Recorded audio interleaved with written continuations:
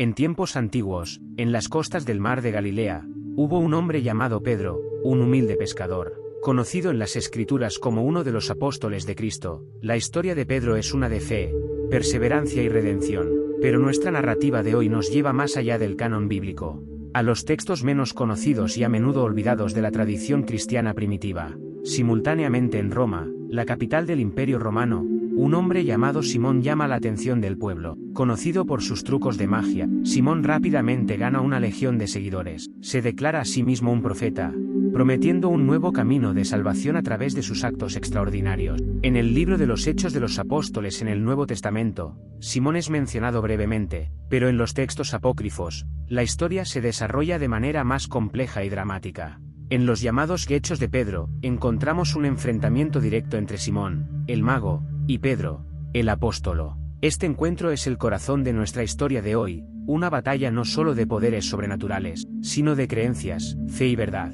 La tensión aumenta en la gran ciudad de Roma. Simón, con su seductora magia y palabras cautivadoras, atrae a cada vez más seguidores. Pedro, por otro lado, al oír hablar de los hechos de Simón, siente la necesidad de actuar. Confiando en la fuerza de su fe y en la verdad de sus convicciones, Pedro decide enfrentar a Simón. El día del enfrentamiento finalmente llega.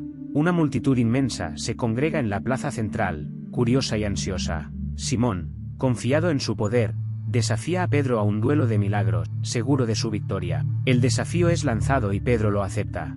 En la primera ronda, Simón realiza un acto de transformación. Una piedra se convierte en pan a los ojos de los espectadores, dejándolos asombrados. Pedro, sereno y centrado, hace lo mismo. Sin embargo, a diferencia del pan de Simón, que es duro y sin sabor, el pan de Pedro es suave y sabroso, claramente superior. La competición continúa con cada uno mostrando hazañas impresionantes. Sin embargo, cada milagro realizado por Pedro tiene un toque de divinidad, mientras que los trucos de Simón comienzan a parecer exactamente lo que son, mera ilusión. Y ahora, queridos, nos encontramos en un punto crucial de esta historia. ¿Quién triunfará en esta lucha entre el apóstolo y el mago?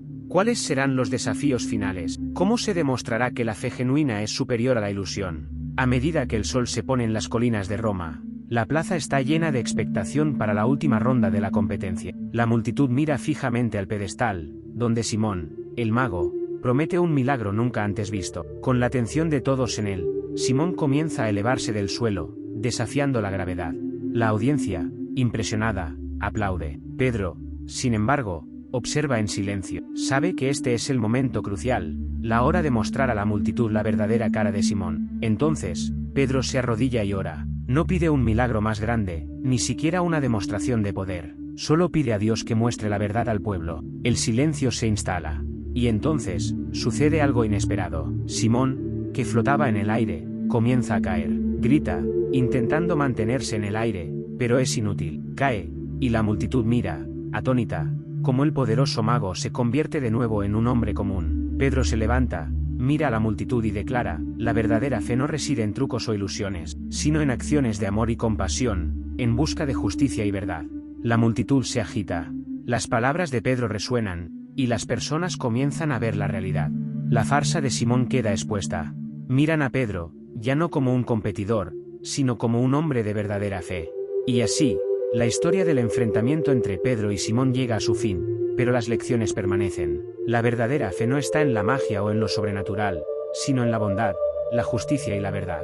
Y ahí es donde reside el verdadero milagro. Y ahora, queridos, les dejamos con algunas preguntas para reflexionar. ¿Qué le pasó a Simón después de su caída? ¿Aprendió la lección o continuó con sus trucos? Y Pedro, ¿cómo utilizó su victoria para difundir la palabra de Dios? Cuando reflexionamos sobre la historia de Pedro y Simón, vemos que resuena con las enseñanzas presentes en varios pasajes bíblicos. 1 Corintios 13, 1-3 nos dice, aunque hablase las lenguas de los hombres y de los ángeles, si no tengo amor, soy como metal que resuena o címbalo que retiñe. Aunque tuviera el don de profecía y entendiera todos los misterios y toda la ciencia, aunque tuviera tanta fe como para trasladar montañas, si no tengo amor, nada soy. El enfrentamiento entre Pedro y Simón ejemplifica estas palabras. Simón podía realizar grandes hazañas, pero le faltaba el verdadero amor que Pedro demostraba en sus acciones. Consideremos también Santiago 2, 14-17, hermanos míos, ¿de qué aprovecha si alguien dice que tiene fe, y no tiene obras? ¿Puede esa fe salvarlo? Si un hermano o una hermana están desnudos y carecen del sustento diario, y uno de vosotros les dice, id en paz, calentaos y saciaos, pero no les dais las cosas que son necesarias para el cuerpo, ¿de qué aprovecha? Así también la fe, si no tiene obras, está realmente muerta. Simón proclamaba tener fe, pero sus acciones estaban destinadas a la autopromoción y al engaño, mientras que Pedro, a través de sus acciones, mostraba su fe viva y actuante. Por último, observamos en Mateo 7, 21-23, no todo el que me dice, Señor, Señor, entrará en el reino de los cielos, sino el que hace la voluntad de mi Padre que está en los cielos. Muchos me dirán en aquel día, Señor, Señor, no profetizamos en tu nombre, y en tu nombre echamos fuera demonios, y en tu nombre hicimos muchos milagros, y entonces les declararé, nunca os conocí, apartaos de mí, hacedores de maldad. Simón realizaba milagros y profetizaba en nombre de la fe, pero como sugiere el texto, la verdadera fe va más allá de las palabras y actos superficiales. La historia de Pedro y Simón, aunque no forma parte de la Biblia canonizada, aún refleja muchas de sus enseñanzas fundamentales. Nos recuerda que la verdadera fe no se encuentra en demostraciones espectaculares de poder, sino en actos de amor, bondad y justicia. Que siempre busquemos estas cualidades en nuestro camino de fe. Hermanos y hermanas, la historia de Pedro y Simón no es solo una historia de un enfrentamiento entre un apóstol y un mago. Es una historia sobre el viaje de la fe.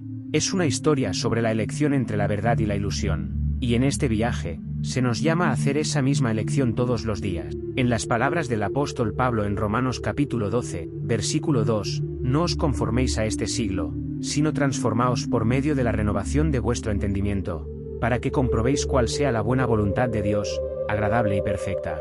Simón eligió conformarse con lo que el mundo quería, espectáculo, poder, fama. Pero Pedro eligió algo diferente, eligió la voluntad de Dios, y esa elección hizo toda la diferencia. La historia de Pedro nos recuerda que la verdadera fe no se trata de cómo somos vistos por los demás, no se trata de cuántos seguidores tenemos, o cuántos milagros podemos realizar, se trata de nuestro corazón, se trata de amor, se trata de vivir de acuerdo con la voluntad de Dios. Por eso se nos exhorta en Proverbios capítulo 3, versículos 5 al 6, confía en el Señor de todo tu corazón, y no te apoyes en tu propia prudencia. Reconócelo en todos tus caminos, y Él enderezará tus sendas. Simón confiaba en su propio entendimiento, en su propio poder. Pero Pedro puso su confianza en el Señor, y al final, fue Pedro quien encontró el verdadero camino. Cuando miramos nuestra propia vida, las elecciones que hacemos todos los días, recordemos la historia de Pedro y Simón. Recordemos que la verdadera fe no está en lo espectacular, sino en lo ordinario. No está en el poder, sino en el amor. No está en nuestra voluntad, sino en la voluntad de Dios. Entonces, hoy, te invito a hacer esa elección. La elección de Pedro, la elección de la fe, la elección del amor, la elección de vivir de acuerdo con la voluntad de Dios. Porque es en esta elección donde encontramos la verdadera fe. Y es en esta fe donde encontramos la verdadera vida.